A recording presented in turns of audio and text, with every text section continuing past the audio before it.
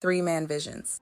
The receipts are in, and the history books just got a new name written into them. Jalen Brunson, New York Knicks, 2026 NBA Finals Most Valuable Player. And with that, a decade of championship performances now sits in front of us like an open case file. 10 names, 10 runs, 10 moments that separated the great from the immortal on the biggest stage professional basketball has to offer. Welcome back to the channel. Tonight we are breaking down every NBA Finals MVP performance over the last 10 years. We are not just reading box scores here. We are talking about the criteria, dominance, and value. How effective was a player within his specific series? How many signature moments did he create that changed the outcome? Did he carry the load almost single-handedly, or did he share it? And how efficient was he while doing so? Those are the two filters every voter uses, and those are the two filters we are running through tonight.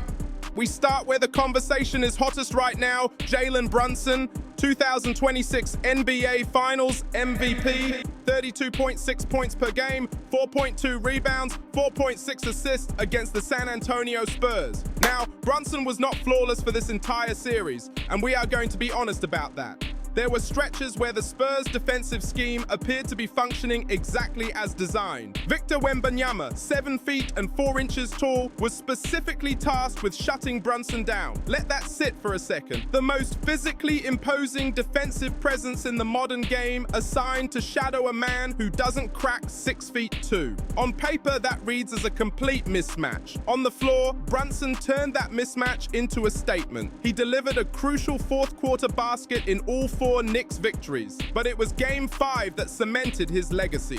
45 points, 15 in the fourth quarter alone, 13 consecutive points at a moment when his teammates were either struggling offensively or buried in foul trouble. The Spurs built their entire defensive strategy around stopping him. He broke the code anyway. The city of New York has a Finals MVP for the first time in franchise history, and Brunson earned every bit of it. Moving back to 2025, and Shai Gilgeous-Alexander of the Oklahoma City Thunder delivered a full season sweep of hardware that very few players have ever managed. Regular season MVP, conference finals MVP, and then finals MVP against the Indiana Pacers. 30.3 points, 4.5 rebounds, 5.6 assists per game across 7 games. His 38 points in Game 1 were the third most by any player in their finals debut, placing him behind only Allen Iverson and George Mikan in that specific category. The Thunder lost that opener, and SGA responded with 34 points in Game 2, passing Iverson for the most combined points in a player's first 2 finals appearances. When the series stretched to 7 games, he did not fold. He excelled in the mid-range, kept Indiana on high alert every time he touched the ball, and walked away with the Bill Russell Trophy. A complete season finished the right way, 2024, and this is where the debate gets real. Jaylen Brown's Finals MVP with the Boston Celtics raised questions at the time, and we are not going to pretend otherwise, because that's not how this channel does business. Brown only led his team in scoring once across the entire series against the Dallas Mavericks. His teammate Jason Tatum posted higher averages in almost every statistical category. So how does Brown take home the award? Because the Finals MVP is not just a scoring trophy. Brown's play at both ends of the floor against Dallas was the difference between a championship and a close series. He held Luka Doncic to just 24.4% shooting from three-point range, neutralizing the most dangerous offensive player on the other side of the court. He was also the more efficient shooter between himself and Tatum, who struggled at critical moments. When you lock down the opposition's best weapon and contribute efficiently on your end, the votes follow. The numbers back Brown's selection, even if the score sheet didn't always advertise it. 2023, and there is no debate to be had here. Nikola Jokic was the most dominant player in the 2023 NBA Finals, and the Denver Nuggets' first championship in franchise history was built entirely on his back. 30.2 points, 14 rebounds, 7.2 assists per game in 5 games against the Miami Heat. He opened the series with a triple-double and did not let up. His efficiency numbers were borderline absurd. 58.3% from the floor, 42.1% from three-point range. He did this while going up against Bam Adebayo, one of the most skilled defensive big men in the sport. The Joker against a legitimate defender, posting those numbers in the finals over 5 games. The award was not even a conversation. Jokic walked away with his first finals MVP alongside multiple regular season trophies, and his case as the most complete offensive player of this era is airtight. 2022, and perhaps the most overdue finals MVP in recent memory. Stephen Curry had won 3 championships with the Golden State Warriors and had never once taken the Bill Russell Trophy home. Andre Iguodala claimed it in 2015. Kevin Durant won it back-to-back in 2017 and 2018. Curry,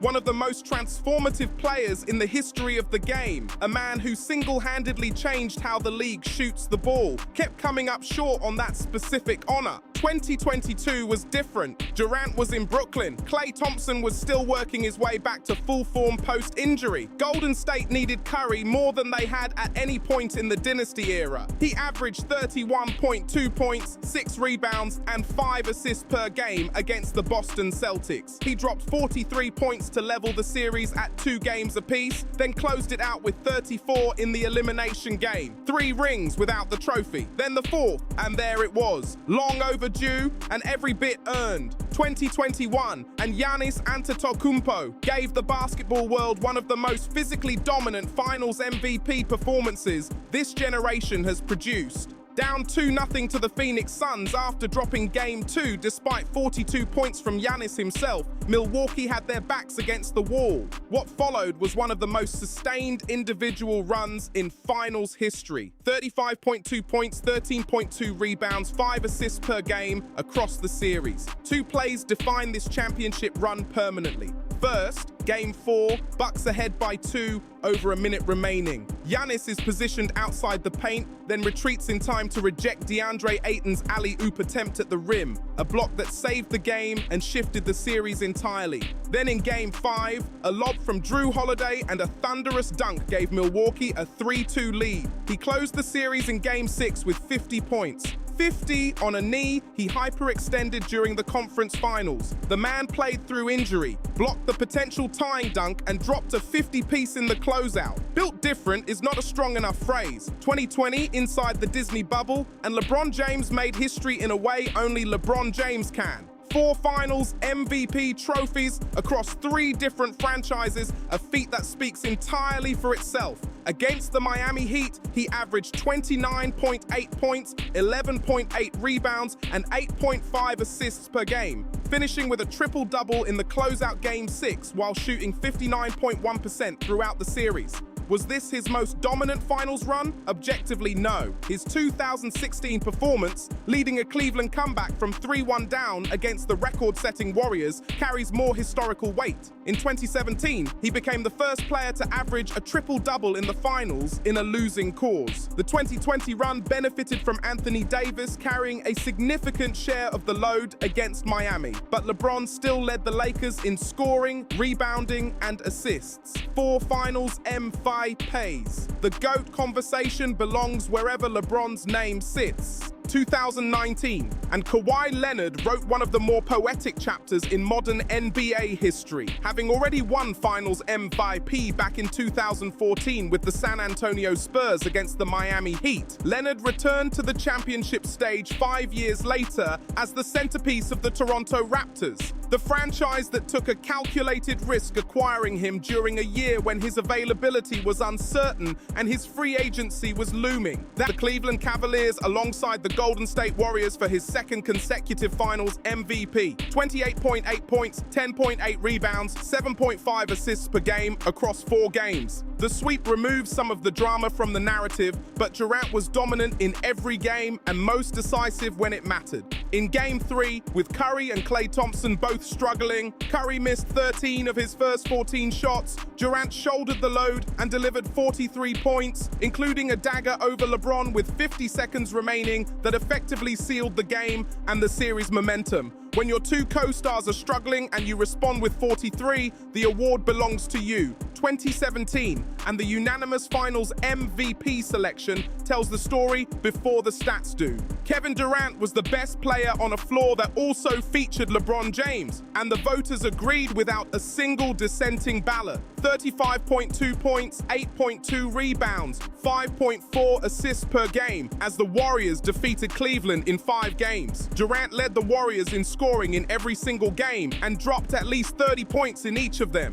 His signature moment, a go-ahead three-pointer over LeBron with 45 seconds remaining in Game 3, is still replayed as one of the most audacious shots in Finals history. The closeout was a scoring duel at the highest level. KD with 39, LeBron with 41. Warriors win by 9. The first of 2 back-to-back Finals MVP trophies, and an argument that on pure performance, this was the better of the 2 runs. That is the last 10 years of Finals MVP performances laid out in full. 10 players, 10 championship runs, each one defined by either carrying a team when they needed it most, shutting down the opposition's best weapon, or dropping performances on the biggest stage that the rest of the league simply could not match. Brunson joins a list that includes the Joker, the Greek Freak, LeBron, Kawhi, and back-to-back KD, and he earned his place on it. The question now is who writes the next chapter? Drop your take in the comments. Who was the most dominant Finals MVP run of the last decade? Let's hear from the community.